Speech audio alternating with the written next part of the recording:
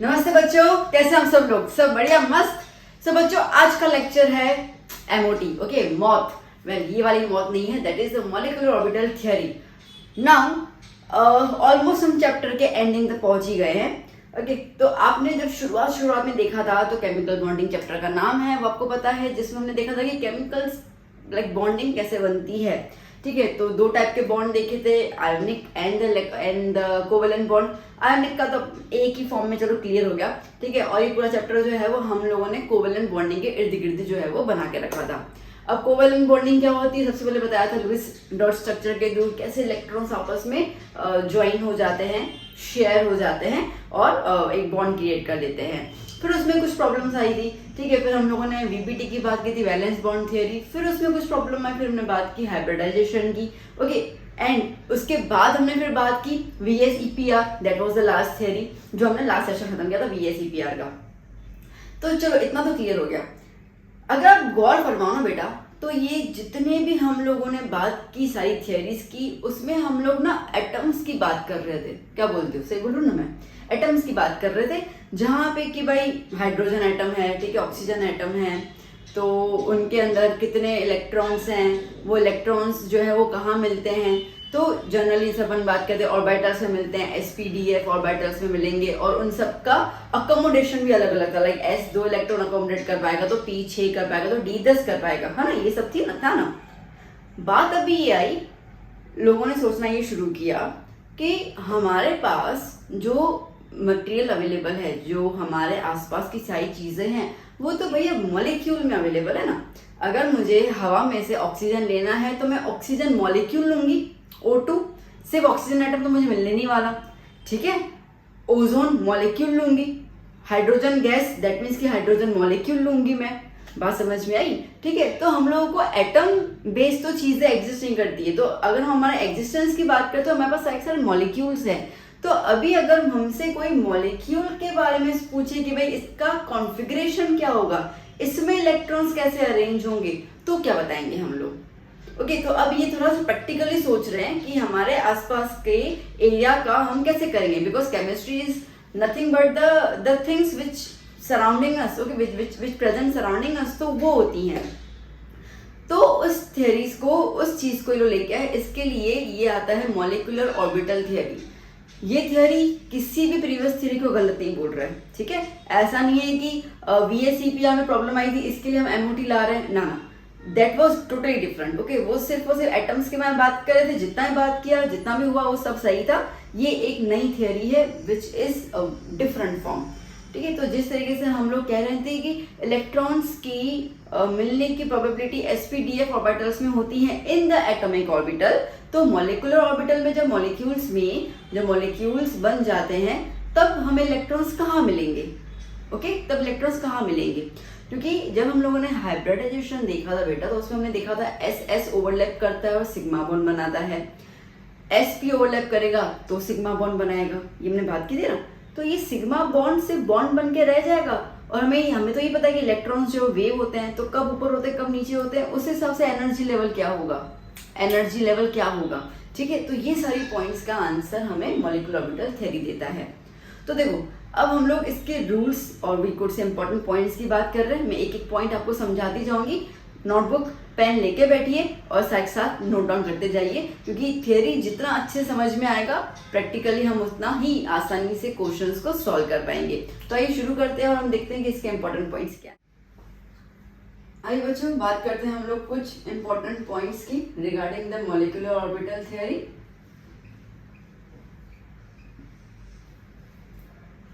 Okay, देखो, पूरा खेल जो इलेक्ट्रॉन्स का ही है, ठीक है। इलेक्ट्रॉन्स ही एनर्जी के थ्रू कंबाइन होते हैं और बॉन्ड बनाते हैं। तो एटम्स के अंदर, ठीक है, एटम्स के अंदर इलेक्ट्रॉन्स कहाँ मिलते हैं? एटॉमिक ऑर्बिटल्स के अंदर, sp-df, ठीक है। तो मॉलिक्यूल में कहाँ मिलेंगे? मॉलिक्यूलर ऑर्बिटल्स के अंदर। सिंपल सी बात है, बहुत इजी सी लैंग्वेज में आपको पॉइंट्स बता रही हूँ मैं। टेक्स्ट में थोड़े से अपनी लैंग्वेज दी हुई है, बट अपन इजी हो कि अपन को समझना है, ठीक है, रटना नहीं है। तो हम क्या कह सकते हैं, that electrons are found in atomic orbitals, okay, atomic orbitals in atoms while electrons are found in molecular orbital in molecules। ठीक है, अब ये molecular orbitals क्या है वो आगे अपन पॉइंट्स में कवर करते जा रहे हैं। Second point, next, molecular orbitals are formed by the combination of atomic orbitals। ठीक है, by the combination of atomic orbitals having same energy and same orientation। ये भी बहुत ज्यादा इंपॉर्टेंट है, ध्यान दे देना। ओके, देखो मॉलिक्यूलर ऑर्बिटल कब बनेगा, जब एटॉमिक ऑर्बिटल्स कंबाइन होंगे। ठीक है, जैसे कि हम बात करते हैं हाइड्रोजन की, तो भैया हाइड्रोजन के अंदर एक इलेक्ट्रॉन होता है, तो वो 1s का एक इलेक्ट्रॉन, ठीक है, दूसरे हाइड्रोजन के 1s के इलेक्ट्रॉन्स का ज्वाइन करेगा और हमें मिल जाएगा हाइड्रोजन मॉलिक्यूल। ठीक है, जिसके अंदर ये दोनों के इलेक्ट्रॉन जो है वो आ जाएंगे। इतना पॉइंट क्लियर है अपने को। ठीक है, तो क्या बोल रहा है, that molecular orbital are form by the combination of atomic orbitals. अब ये s ऑर्बिटल s ऑर्बिटल, ठीक है, s ऑर्बिटल और s ऑर्बिटल दोनों का एनर्जी लेवल कैसा होगा, सेम होगा। ठीक है, तो हमने वही कहा है कि having same energy and same orientation. ये भी स्फेरिकल शेप का होता है, ये भी स्फेरिकल शेप का होता है। बात समझ में आई? ठीक है, तो इसके लिए ये चीज बहुत जरूरी है। आप कभी भी s को p के साथ ज्वाइन नहीं कर सकते हैं। हाँ करेंगे, वो आगे बता दूं कब करेंगे। ठीक है, तो उस हिसाब से आपको ये चीज ध्यान देनी है। 1s का 1s के साथ जाएगा। ठीक है, तो जो सेम एनर्जी होंगे, नियरली सेम एनर्जीज होंगी, उन्हीं के साथ आपके एटम्स वही एनर्जी के जो ऑर्बिटल से वो कनेक्टेड होंगे, कंबाइन होंगे और आगे आपको नया ऑर्बिटल मिलेगा। इसमें एक और बात ध्यान देना कि जब एटॉमिक ऑर्बिटल बन जाएगा, ठीक है, एटॉमिक ऑर्बिटल्स हैव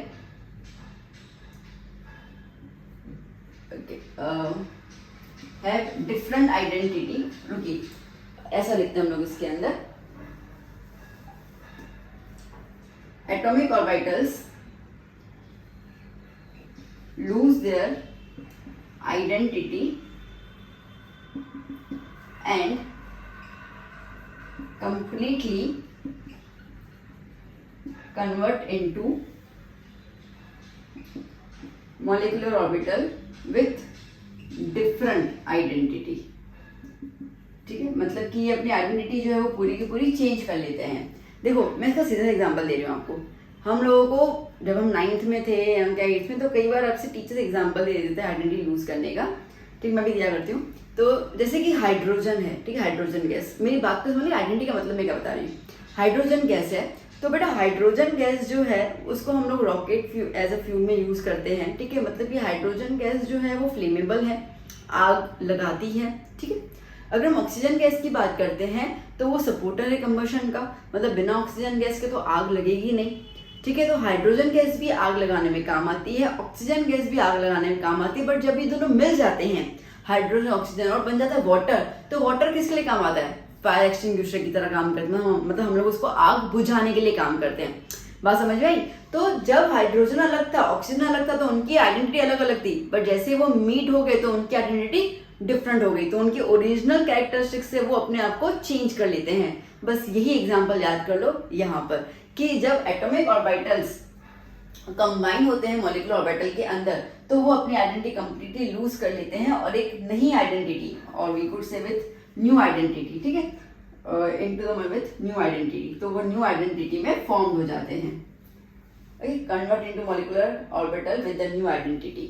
बात समझ में आई? ठीक है, चलो नेक्स्ट पॉइंट की बात करते हैं, फोर्थ पॉइंट। बच्चों देखो, जैसे atomic orbitals fill as per the increasing energy, yeah, according to, okay, like atomic orbitals fill according to the Auger principle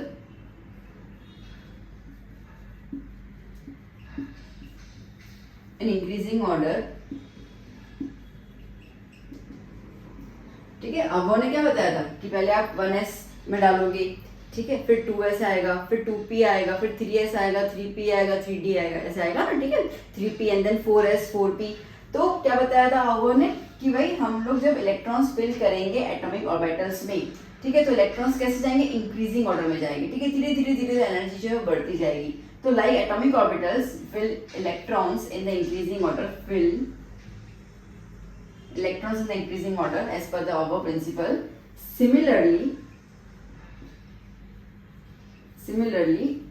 molecular orbitals are also filled in increasing energy, ठीक है, increasing energy level में वो भी fill होते जाएंगे। Clear हुआ? Okay.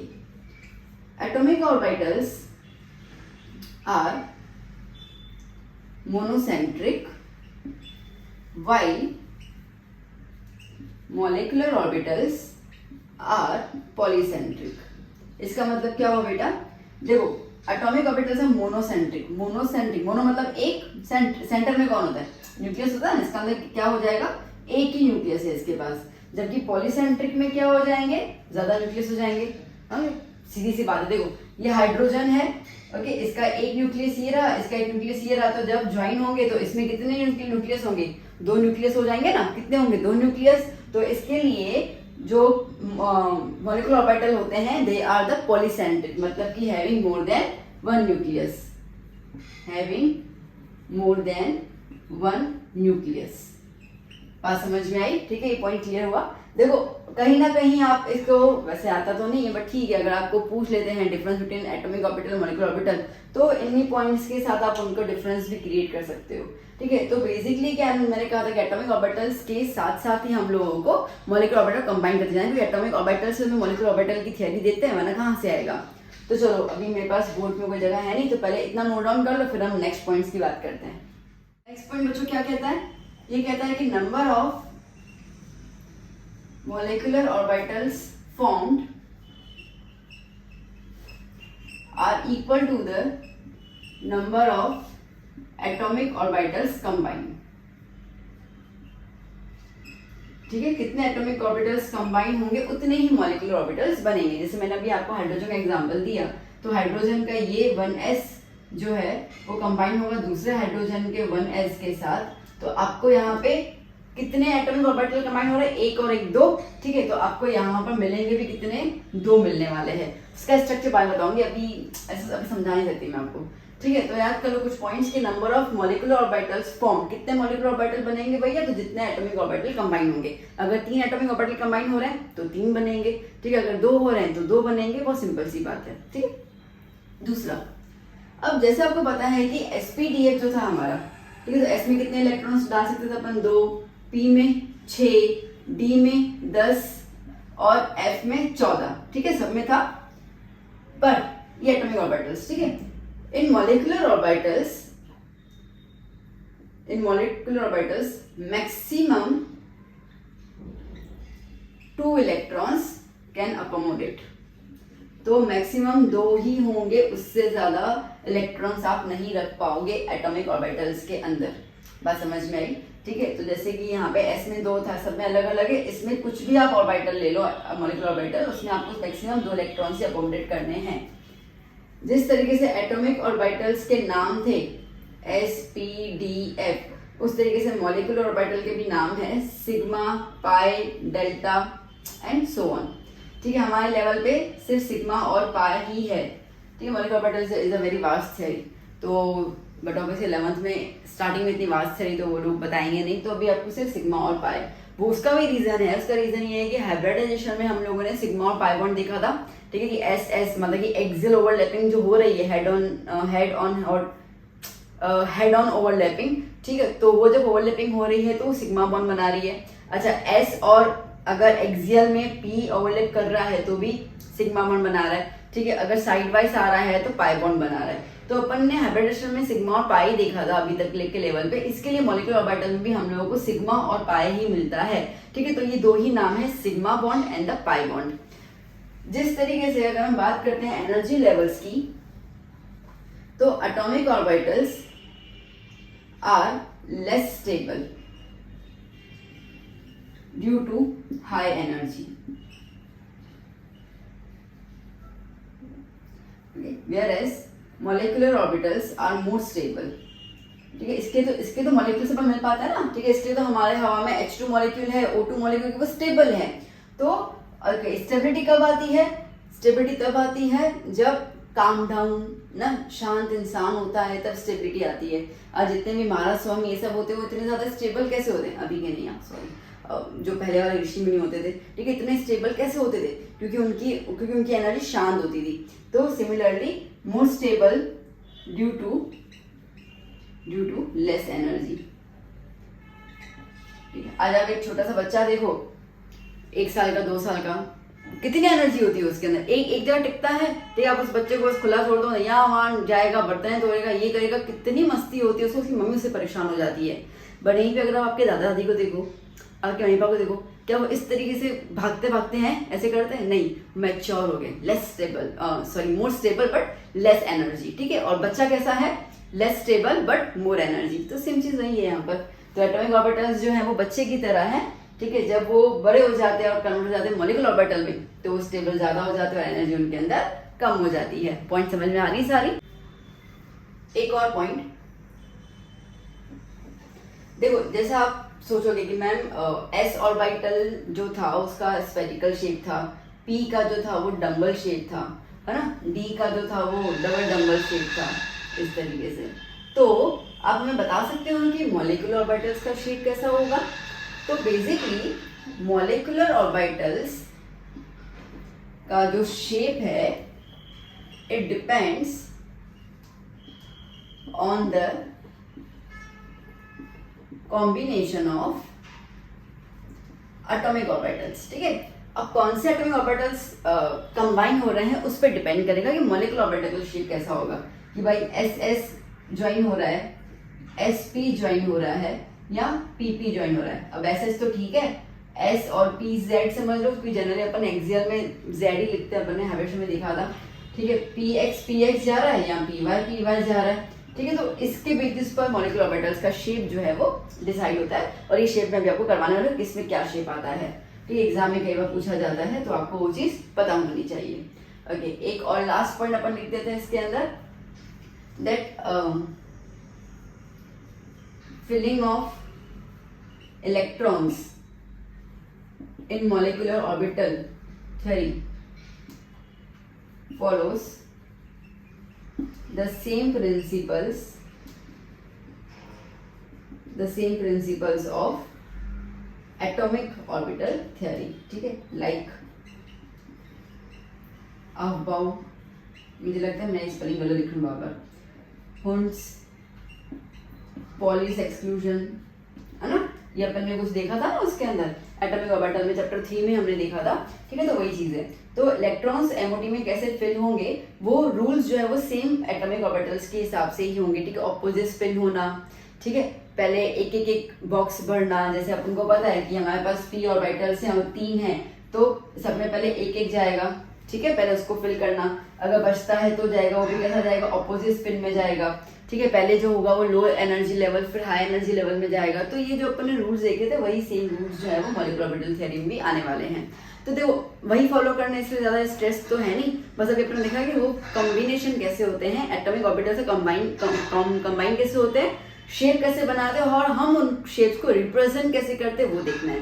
ठीक है, तो इतना क्लियर है। चलो इसको फटाफट से लिख दो, फिर हम आगे और बात करते हैं। रूल्स और इंपॉर्टेंट पॉइंट्स और खत्म हो गए यहाँ पे। ठीक है, वो ऑलमोस्ट खत्म हो गए। अभी हम थियरी को थोड़ा आगे लेके जा रहे हैं।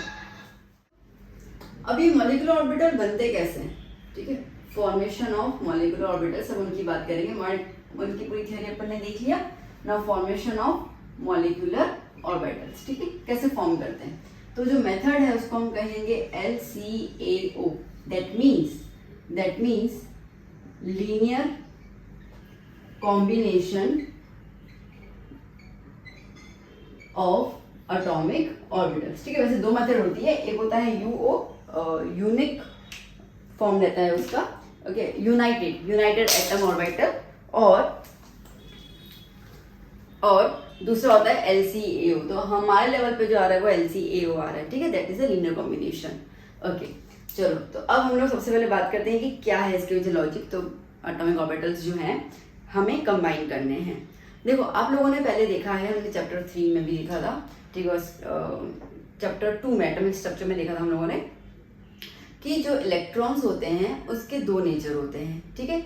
एक होता है वेविक नेचर और एक होता है पार्टिकल नेचर। ओके, अब इन दोनों में डिफरेंस क्या होता है और बेसिकली ये दोनों कब शो करता है, तो बहुत सिंपल लैंग्वेज बता रही हूँ मैं, ठीक है। बाकी डिटेल में मैंने एक्सप्लेन कर चुका था।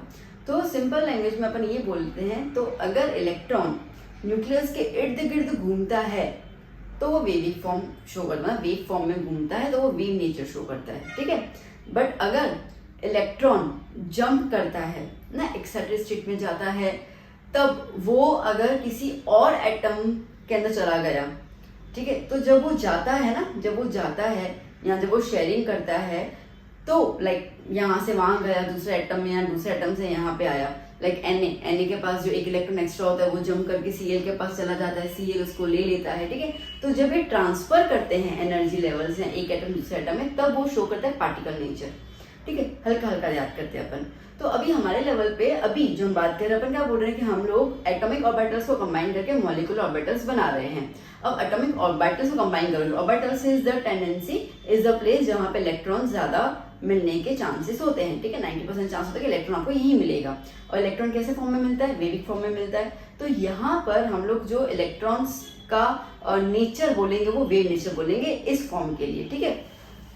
सो हम क्या बोलेंगे, that electrons show here wave nature,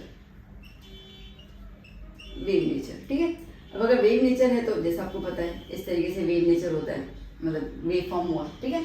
अब ऊपर की तरफ जो होता है उसको हम लोग कहते हैं क्रेस्ट, नीचे ऊपर को प्लस साइन से डिनोट करते हैं, नीचे के माइनस साइन डिनोट करते हैं, इसको हम कहते हैं ट्रॉफ। ओके, अब ये वाला जो पॉइंट है ना, ये वाला पॉइंट, इसको अपन कहते हैं नोडल, ध्यान देना, ये अभी मैं बता रही हूँ, ठीक है। इलेक्ट्रॉन मिलने का चांसेस क्रेस्ट पे ज्यादा है, ट्रॉफ पे ज्यादा है, 0 चांस भाई इलेक्ट्रॉन कहाँ कभी नहीं मिलेगा, ये जो नोडल है ना वहां पे कभी नहीं मिलेगा, याद कर लेना, ठीक है। क्योंकि आगे मैं चीज बताऊंगी जिसमें आपको क्वेश्चंस भी आते हैं एग्जाम के अंदर कि भाई एस आया, ठीक है, या 2 हाइड्रोजन आ रहे हैं मॉलिक्यूल, तो वहाँ लाइक 2 हाइड्रोजन मॉलिक्यूल, तो उसमें नोडल प्लेन कितने हैं, मतलब कि खाली जगह कितनी है जहाँ पे इलेक्ट्रॉन मिलने की संभावना नहीं है, ठीक है। ऐसे कई क्वेश्चंस आते हैं, आगे मैं आपको डिस्कस करूंगी। ये बहुत लंबा थ्योरी है ना, बहुत लंबी चीज है ये, तो इत्मीनान से बैठो और आराम से समझो। तो ऊपर आ गया crest, trough and the nodal plane, इतना क्लियर हो गया। अब जैसे आप लोगों ने फिजिक्स में शायद कर लिया होगा वेव ऑप्टिक्स चैप्टर, ठीक है, उसमें आपको बताया गया कि एक वेव जो है वो दूसरे के साथ मीट करती है, ऐसे करती जाती है ना, वेव फॉर्म बनता जाता है। तो इसमें आपको ये चीज को आपको इंटरफेरेंस बताया होगा, ठीक है, कैसे इंटरफेयर 2 वेव्स आपस में इंटरफेयर करती है और फिर नेक्स्ट आगे जनरेट होती जाती है वेव्स। तो बस इसमें डिटेल नहीं जा रही, तो वही इंटरफेरेंस अपन को यहाँ पे भी देखना है कि कैसे इलेक्ट्रॉन्स जो है वो मीट करते हैं और वो इंटरफेरेंस में जाते हैं। जैसे कि मैं आपको बताऊं, एक आता है हमारा कंस्ट्रक्टिव इंटरफेरेंस, ठीक है, एक आता है हमारे पास कंस्ट्रक्टिव इंटरफेरेंस।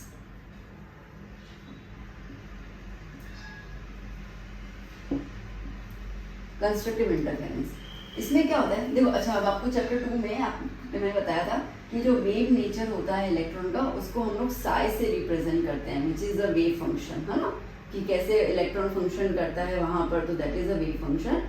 ये श्रोडिंगर जी ने हमें दिया था, तो साई, ठीक है, तो वही चीज अपन कह रहे हैं।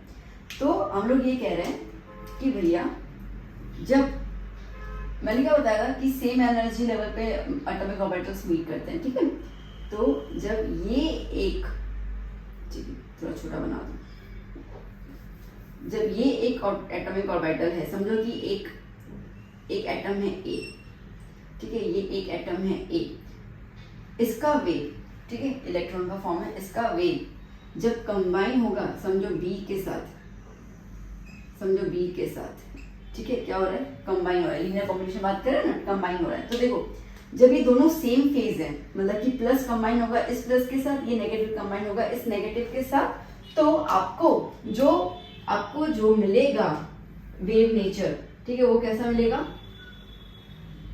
साइज क्या हो गई, साइज क्या हो गई, डबल हो गई, है ना, ज्यादा हो गई, तो that is called the constructive, ठीक है, इसको हम क्या बोलेंगे, कंस्ट्रक्टिव इंटरफेरेंस बोलेंगे। तो जब ये, इसको हम लोग वेव फंक्शन कह रहे हैं, तो एक एटम है ए, ठीक है, तो ए एटम का ये ऑर्बिटल हो गया, ये एटम बी का हो गया, ठीक है, वेव फंक्शन।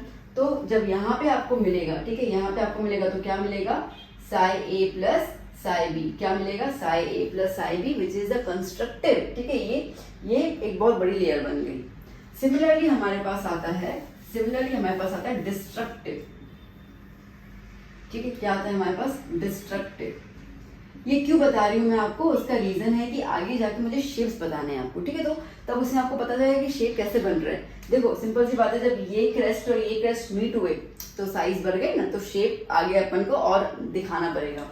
तो दैट इज, अब इसके लिए बात करें अभी नेक्स्ट जो है वो डिस्ट्रक्टिव इंटरफेरेंस।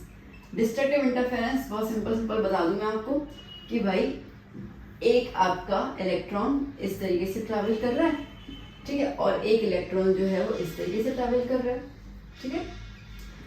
तो अब आप देखो, मतलब कि दोनों का स्पिन देखा जाए तो ऑपोजिट है ना, एक यूं करके यूं जा रहा है और एक नीचे से ऊपर की तरफ जा रहा है। तो आप जब इसको कंबाइन करोगे तो ये प्लस और ये माइनस नलीफाई हो जाएगा, प्लस माइनस जीरो ना, नलीफाई हो गया। सिमिलरली ये माइनस और ये प्लस क्या हो जाएगा, नलीफाई हो जाएगा। तो जब इसका वेव बनेगा, या तो वेव बनेगा ही नहीं, ठीक है, अगर बनता है समझो डायरेक्ट नहीं बनेगा तो बहुत छोटा बनेगा, ठीक है, बहुत छोटा बनेगा। बाधाई से वैसे तो अपन मना करते हैं, तो इसके लिए ये हो गया डिस्ट्रक्टिव। अब देखो बेटा, मैं आपको सिंपल बता दूं, आपको किताब में दो चीजें मिलेंगी, या तो आपको इस तरीके से दिखाया जाएगा कि एक प्लस और एक नेगेटिव इस तरीके से होगा, या तो वो कैसे बोलते हैं, या तो वैसा बोलते हैं। समझाने का सबका तरीका अलग अलग है, क्योंकि ये सिर्फ थियोरेटिकल बात हो रही है, ठीक है। तो एक ऐसे बताएगा और यहाँ पर जो दूसरा वेव होगा ना वो भी ऐसे ही लिखेंगे, पर इसके पीछे क्या बोलेंगे, माइनस कर रहे हैं अपन, क्या बोलेंगे, माइनस कर रहे हैं, ठीक है। तो माइनस कर रहे हैं तो इसके लिए वो क्या लिख देंगे, साई ए माइनस साई बी, साई ए माइनस साई बी। तो डिफरेंट रेफरेंस बुक के अंदर अलग अलग चीजें बोली गई है, मीनिंग सेम ही है, ठीक है। या तो आप ऑपोजिट वेव को लो तभी भी आपको यही मिलेगा, लाइक डिस्ट्रक्टिव हो गया, ठीक है। तो ये पॉइंट इसके लिए भी वैलिड है। या तो आप ये बोल दो कि सेम है बट अपन क्या कर रहे हैं, माइनस कर रहे हैं उस हिसाब से, ठीक है। तो वो चीज आ गया। तो दो टाइप के आ गया हमारे पास, कंस्ट्रक्टिव इंटरफेरेंस और डिस्ट्रक्टिव इंटरफेरेंस। बात समझ में आई, ओके ना। जो कंस्ट्रक्टिव इंटरफेरेंस होता है और तब ये दो एटम से जो मॉलिक्यूलर ऑर्बिटल बना, ये क्या बना, ये मॉलिक्यूलर ऑर्बिटल ही बना और तो क्या बना, ठीक है, मॉलिक्यूलर ऑर्बिटल बना। तो ये इसको हम क्या बोलते हैं, इसको हम कहते हैं BMO, okay, bonding molecular orbital, ठीक है। क्या कहते हैं हम लोग इसको, बॉन्डिंग मॉलिक्यूलर ऑर्बिटल, ओके। ये बहुत ज्यादा स्टेबल होता है, ओके, है मैक्सिमम स्टेबिलिटी, मैक्सिमम स्टेबिलिटी। अब अगर स्टेबिलिटी ज्यादा होगी मतलब कि एनर्जी क्या होगी इसके अंदर, इट कंटेन्स लेस एनर्जी, क्या होगी, एनर्जी कम होगी। बात समझ में आई, ठीक है। और यहाँ पर जो रहेगा डिस्ट्रक्टिव के अंदर, तो ये जो हमारा बना, ठीक है, लाइक ये वाला है, ये जो हमारा बना मॉलिक्यूलर, इसको हम लोग कहेंगे एंटी बॉन्डिंग मॉलिक्यूलर ऑर्बिटल, ठीक है, anti bonding molecular orbital, anti bonding molecular orbital, ठीक है। इसके अंदर क्या होता है, it is less stable, stability नहीं होती है इसमें, एंड अब स्टेबिलिटी नहीं होती इसका मतलब कि एनर्जी ज्यादा होगी, ठीक है। तो इट कंटेन्स मोर एनर्जी। बात समझ में आई इतनी। अच्छा, एक और बात, ओके, जो हमारे पास यहाँ पे जब हम लोग बॉन्ड्स लगाएंगे, ठीक है, तो यहाँ पे बॉन्ड आएगा, जैसे मैंने कहा सिग्मा बॉन्ड आएगा या पाई बॉन्ड आएगा। यहाँ पर जो बॉन्ड आते हैं उसमें भी सिग्मा ही और पाई ही आता है, बट यहाँ पे हम क्या लगा देते हैं, स्टार लगा देते हैं, क्या लगा देते हैं, स्टार लगा देते हैं। तो याद करना कि हम लोग एंटी बॉन्डिंग के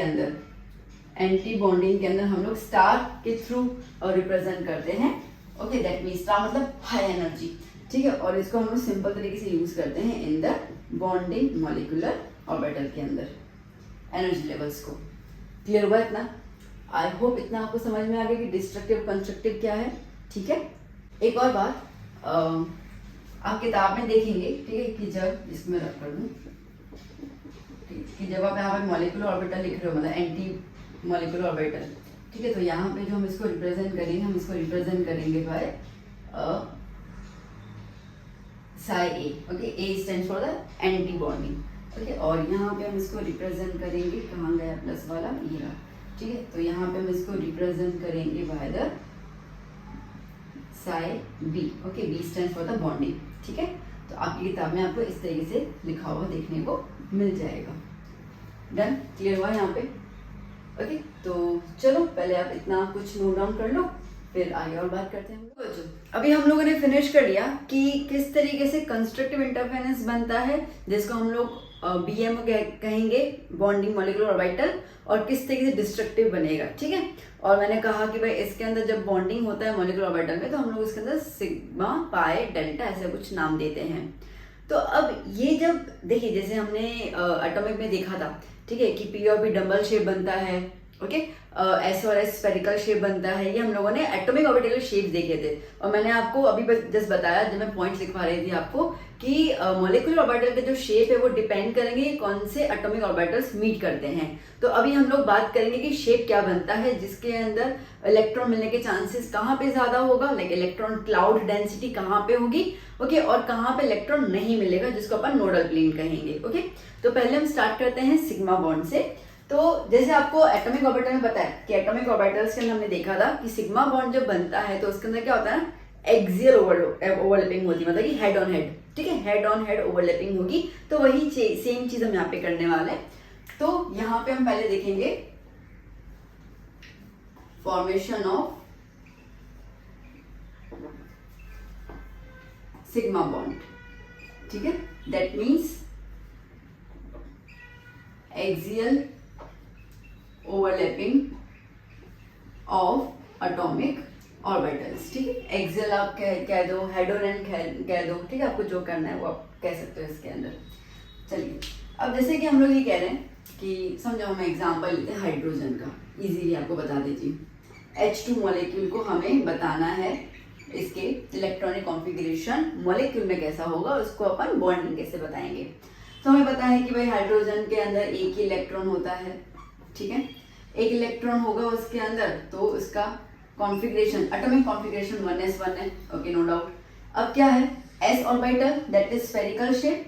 ठीक है, तो इसका मतलब कि स्फेरिकल शेप और स्फेरिकल शेप जब मिल जाएंगे, और हमने देखा था ओके सेम चार्जेस पे मिलते हैं, तो same energy level, same charge, तो जब ये मिल जाएंगे तो हमें कैसा मिलेगा, हमें मॉलिक्यूलर ऑर्बिटल इस तरीके से मिलेगा जहां पे प्लस प्लस साइन होगा।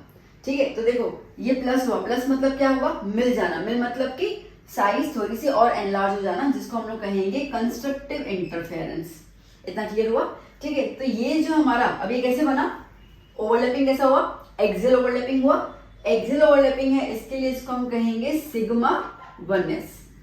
ठीक है, सिग्मा 1s। ओके, सिमिलरली हम बात करते हैं यहाँ पर डिस्ट्रक्टिव की। सो डिस्ट्रक्टिव में क्या हो जाएगा, चार्जेस नलीफाई हो जाएंगे। ठीक है, तो जब डिस्ट्रक्टिव होगा तो इसको हम कहेंगे डिस्ट्रक्टिव इंटरफेरेंस। तो कैसा होगा, तो देखो बेटा, जब ये डिस्ट्रक्टिव होगा ना, तो इन दोनों के बीच में तो कैसा हो जाएगा बेटा, ये एक और ये दूसरा। ठीक है, ये दोनों इस तरीके से शेप ले लेंगे, प्लस प्लस। अब ये डिस्ट्रक्टिव है मतलब कि मिलने तो नहीं वाले। ओके, ये इनकी डेंसिटी दूर दूर हो जाएगी। तो जब दूर दूर हो जाएगी बेटा, तो ये जो आपको स्पेस मिला, ये वाला वैकेंट स्पेस, ठीक है, यहाँ पे बटों से इलेक्ट्रॉन मिलने के चांसेस नहीं है। यहाँ मिलेंगे, यहाँ मिलेंगे, यहाँ नहीं मिलेंगे, तो इसको अपन कहेंगे नोडल प्लेन। अब अगर आपसे 1 मार्क पे क्वेश्चन पूछा जाता है, इधर एन एमसीक्यू और व्हाटएवर, आपसे पूछा जाता है कि जब हम लोग s ऑर्बिटल्स को, s एटॉमिक ऑर्बिटल्स को हम जब ज्वाइन करते हैं तो कितने नोडल प्लेन आते हैं, तो कितना है, एक ही जगह है जहां पे अपने को इलेक्ट्रॉन मिलने के चांसेस नहीं है। ठीक है, तो क्या हो जाएगा, 1 नोडल प्लेन, यहाँ पे इलेक्ट्रॉन हमें नहीं मिलेगा। देखो ऐसे क्वेश्चन आते हैं कि कितने नोडल प्लेन्स हैं, तो उसके लिए आपको शेप याद होना जरूरी है। ठीक है, जैसी केमिस्ट्री है तो थोड़ा बहुत आपको इसके अंदर चीजों को दिमाग में रखना पड़ता है। अच्छा, अब जैसे ये कंस्ट्रक्टिव है, तो कंस्ट्रक्टिव में क्या हो जाता है, जब दो ऑर्बिटल्स एक साथ जुड़ जाते हैं तो वो स्टेबिलिटी कायम कर लेते हैं। ठीक है, हमने अभी जस्ट देखा था, तो वो स्टेबिलिटी कायम कर लेते हैं। इसका मतलब यह है कि वो बॉन्डिंग बनाएगा BMO, बॉन्डिंग मॉलिक्यूलर ऑर्बिटल, और यहाँ पे ये दोनों अलग अलग हो जा रहे हैं, दैट मीन्स कि स्टेबल नहीं है। ठीक है, स्टेबिलिटी नहीं है, तो इसके लिए हम क्या बोलेंगे, इसको एंटी बॉन्डिंग। तो ABMO, या तो कई बार anti bonding molecular orbital AMO भी लिखते हैं, बट ABMO। ठीक है, और इसका कॉन्फ़िगरेशन क्या होगा, सिग्मा स्टार 1s। ठीक है, क्या हो जाएगा, सिग्मा स्टार 1s। क्लियर हुआ?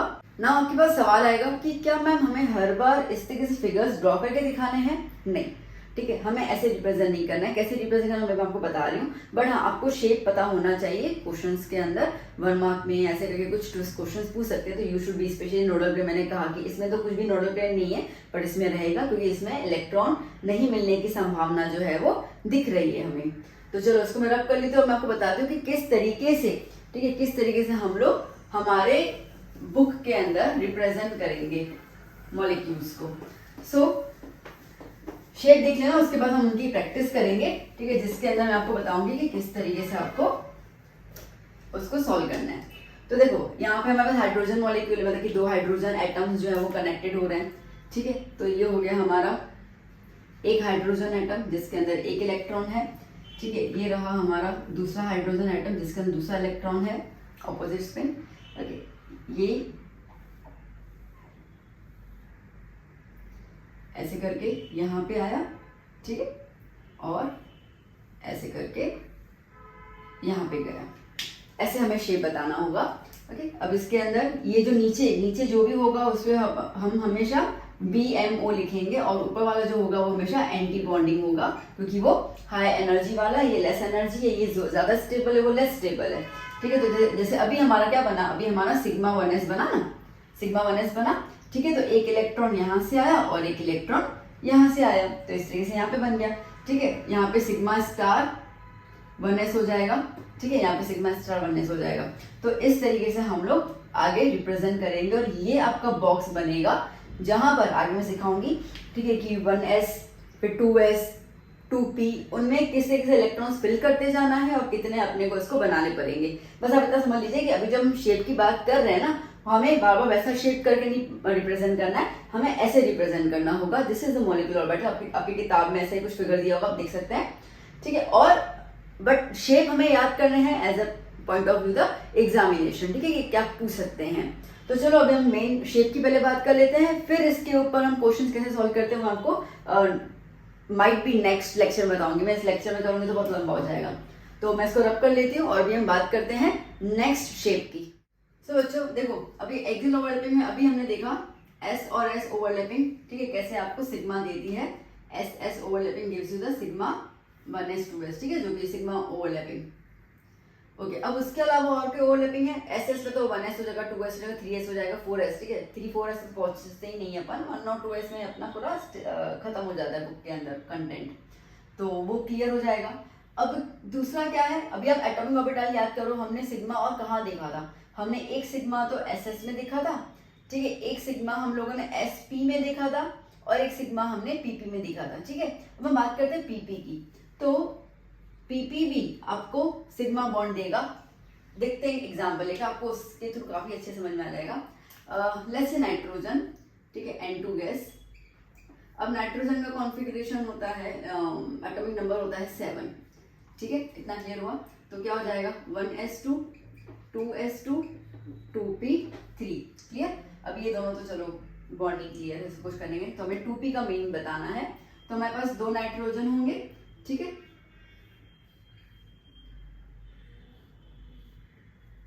2px 2py 2pz, okay, 2px 2py 2pz। इसके पास एक, इसके पास एक, इसके पास एक, यहाँ पर भी एक एक इलेक्ट्रॉन, ठीक है। तो जब ये कंबाइन होंगे तो क्या हो जाएगा, x x के साथ ज्वाइन करेगा, y y के साथ ज्वाइन करेगा, z z के साथ ज्वाइन करेगा, होगा।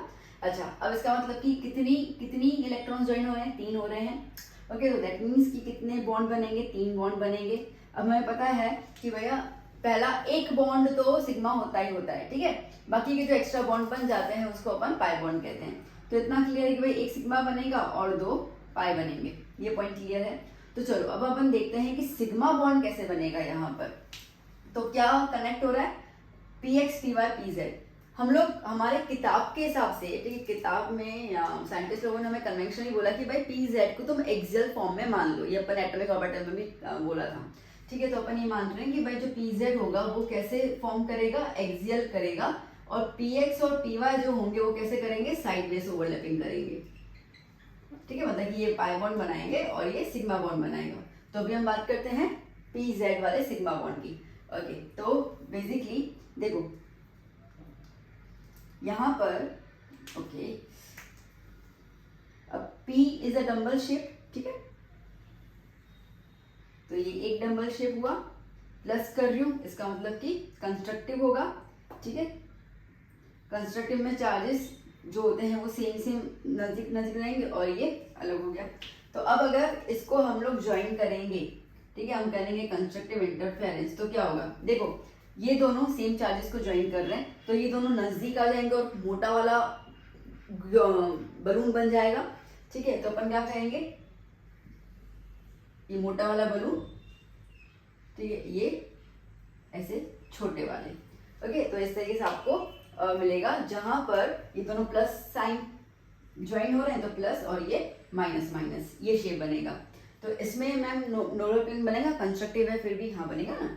देखो जहां पर भी यूं कनेक्टिविटी आती है, ठीक है, वहां पे नोडल प्लेन बनेंगे। कितने आ रहे हैं यहाँ पर, तो यहाँ पे आ रहे हैं 2 नोडल प्लेन्स। बात समझ में आई, ठीक है। अब हम करेंगे डिस्ट्रक्टिव। अब डिस्ट्रक्टिव के लिए माइनस, ठीक है, सो क्या हो गया यहाँ पर, माइनस प्लस प्लस माइनस। अब बेसिकली ये माइनस हो रहा है मतलब डिस्ट्रक्टिव, मतलब कि ये वाला पोर्शन छोटा हो जाएगा, ठीक है, कॉन्ट्रैक्ट। आप समझ लो कि डिस्ट्रक्टिव मतलब कि कॉन्ट्रैक्ट हो रहा है। सो डिस्ट्रक्टिव इंटरफेरेंस में क्या हो जाएगा, ये छोटू से हो जाएंगे और आपस में मीट नहीं करेंगे, गैप होगी इनके बीच में, तो क्या हो जाएगा ये, ओके फिर से बना लूं मैं, ये एक बना, ठीक है, और ये दूसरा बना। ओके, यहाँ पे आया माइनस और ये हो गया प्लस साइन, प्लस साइन वाले आपस में कॉन्ट्रैक्ट हो रहे हैं, ये हुआ प्लस साइन और ये हुआ माइनस साइन, ठीक है। अब यहाँ पे नोडल प्लेन, एक तो ये हुआ, एक ये हुआ और एक ये हुआ, तो कितने बन गए, 3 नोडल प्लेन्स बन गए यहाँ पे, जहाँ पे इलेक्ट्रॉन नहीं मिलेगा। बात समझ में आई, किससे ये कंस्ट्रक्टिव हो रहा है, किससे डिस्ट्रक्टिव हो रहा है, आपको शेप लर्न करने पड़ेंगे। ऐसा कोई खास ट्रिक तो है नहीं बताने का, बस आपको यही समझना है कि भाई कौन से चार्जेस को आप, ऐसे मैंने प्लस प्लस चार्ज किया, आप यहाँ पे माइनस माइनस लिख सकते हो, कोई दिक्कत नहीं है, ठीक है। आप माइनस लिखोगे तो बड़ा वाला माइनस और साइड में क्या हो जाएंगे, 2 प्लस वाले चार्ज आ जाएंगे, तो वो आप चेंजेस कर सकते हो। तो बस आपको इतना ध्यान कि प्लस में जो भी आप चार्ज बता रहे हो वो गुब्बारे की तरफ फूल जाएगा, ठीक है, और माइनस में जो आप चार्ज बता रहे हो, ठीक है, वो जब गुब्बारे में हवा निकल जाती है तो वो छोटा सा हो जाता है, श्रिंक हो जाता है, वैसे हो जाएगा, ठीक है। तो इस तरीके से आप इसको थोड़ा सा विजुअलाइज कर सकते हो, और कोई टेक्निक तो है नहीं। तो ये हमने किया पीपी, ठीक है, पीपी लिख दूं या पीजेड लिख देती हूँ मैं, क्योंकि अपन लेते तो पीजेड ही हर बार एक्सियल फॉर्मेशन में, ठीक है। तो ये हो गया पीजेड, इतना क्लियर हो गया। ओके, तो चलो पहले इसको ड्रॉ कर दो, फिर आगे और बात करते हैं। तो अभी हम लोगों ने एक्सियल देख लिया। कुछ बच्चों के दिमाग में सवाल आएगा कि मैम हमने एटॉमिक ऑर्बिटल्स में देखा था एस सिग्मा बॉन्ड के लिए, SP सिग्मा बॉन्ड के लिए, PP सिग्मा बॉन्ड के लिए। आपने हमें SS बता दिया, PP बता दिया, SP नहीं होगा, नहीं होगा, ठीक है। क्यों, क्योंकि हम लोगों ने जब रूल्स देखे थे, ठीक है, तो मैंने आपको रूल में क्या बताया कि भैया मॉलिक्यूलर ऑर्बिटल के अंदर जो एटॉमिक ऑर्बिटल्स कनेक्टेड होंगे, ज्वाइन होंगे, they have the same orientation and the same energy. वो नंबर याद करो, देखो आपने लिस्ट लिखा है ना, तो उसके अंदर मैंने ये चीज लिखवाई, ठीक है। तो अब ओरिएंटेशन से मतलब कि SS, अब S और P का तो ओरिएंटेशन ही अलग हो गया, ठीक है, तो वो तो होना नहीं है, उनका एनर्जी लेवल भी अलग हो जाता है, तो वो नहीं होना है। तो मॉलिक्यूलर ऑर्बिटल के अंदर SP वाला फॉर्म जो है वो नहीं है, ठीक है। चलिए, तो ये हो गया। अब अपन बात करते हैं हेड ऑन की, सॉरी कौन सा, साइडवेज। हेड ऑन तो हो गया ना हमारा, ठीक है। सो यहाँ पर एक्सियल की जगह आ जाएगा साइडवेज ओवरलैपिंग। ओके, अब इसके अंदर आपके पास बनेंगे पाई बॉन्ड। ओके, अब पाई बॉन्ड तो जैसे अभी हमने नाइट्रोजन वाला एग्जांपल देखा, उसी को अपन कंसिडर कर लेते हैं, ठीक है। तो बेसिकली क्या होगा, इसके अंदर लाइक PX बना रहे हैं, ठीक है, यहाँ PY बना रहे हैं, PZ तो हमने देख लिया कि वो बना रहा है एक्सियल फॉर्मेशन। चलो, नाइट्रोजन के अंदर 2PX था ना, 2PX 2PY, तो अपन यहाँ पे 2P लिख देते हैं, थोड़ा सा अच्छे से बेहतरीन फॉर्म में समझने के लिए। चलो कोई नहीं, अब एक्स या वाई तो कोई दिक्कत नहीं बनता। अब हमें पता है कि P gives you the dumbbell shape. Okay, तो क्या हो जाएगा, ये एक डंबल हो गया प्लस माइनस, ओके, ये एक डंबल हो गया प्लस माइनस, क्या हो रहा है, प्लस है, प्लस मतलब कंस्ट्रक्टिव, तो ये दोनों गुब्बारे बन जाएंगे फूल के, ठीक है। तो क्या हो जाएगा, ये हो गया बड़ा गुब्बारा और ये दूसरा बड़ा गुब्बारा, ठीक है, जिसमें ये दोनों चार्जेस प्लस में आ गए, ये दोनों चार्जेस नेगेटिव में आ गई। बीच में गैप है, एक ही गैप आ रहा है इन दोनों के बीच में, तो क्या हो जाएगा, वन नोडल प्लेन अवेलेबल, जहाँ इलेक्ट्रॉन नहीं मिलेंगे। प्लस किया है तो ये हो जाएगा कंस्ट्रक्टिव, ठीक है। चलो अब बात करते हैं डिस्ट्रक्टिव के ऊपर। ओके, प्लस माइनस, ठीक है, यहाँ माइनस हो जाएगा, प्लस माइनस, ये हम बात कर रहे हैं डिस्ट्रक्टिव की। अब डिस्ट्रक्टिव में क्या होगा, ये दोनों आपस में यूं अलग अलग हो जाएंगे, ठीक है, रिपेल करते हैं, ये तो ये अलग हो गया, ये अलग हो गया, ठीक है। तो इस तरीके से दिखाएंगे हम लोग इसको। ओके, ये दोनों प्लस प्लस, ये माइनस माइनस। देखो एक नोडल प्लेन यहाँ पे आया, एक नोडल प्लेन इसके बीच में आया। कितने नोडल प्लेन्स हो गए बच्चा जी, दो हो गए, ठीक है, क्लियर। सो ये कंस्ट्रक्टिव है तो ये बनेगा बॉन्डिंग मॉलिक्यूलर ऑर्बिटल, ये बनेगा एंटी बॉन्डिंग मॉलिक्यूलर ऑर्बिटल। इसका नाम क्या हो जाएगा, इसका नाम हो जाएगा पाई, है ना, पाई 2px, आप इसको x कंसिडर कर लो, ठीक है, इसको 2px ले लो, इसको 2px ले लो, तो पाई 2px और नीचे 2px, बट ये हो जाएगा डिस्ट्रक्टिव के फॉर्म में, तो ये हो जाएगा पाई स्टार 2px, ठीक है, डन। समझ में आया, अच्छे से क्लियर हुआ ना कैसे शेप्स बनते हैं, कितने नोडल प्लेन्स है। ओके, देखो ज्यादा शेप है नहीं आपके पास, दो मैंने ऊपर बताया, ठीक है, दो ये हैं बस, हाँ इतने ही हैं, तो और तो कुछ है नहीं, तो इतने तो अपन याद कर सकते हैं, लॉजिकली भी पता चल गया और वैसे भी पता चल गया।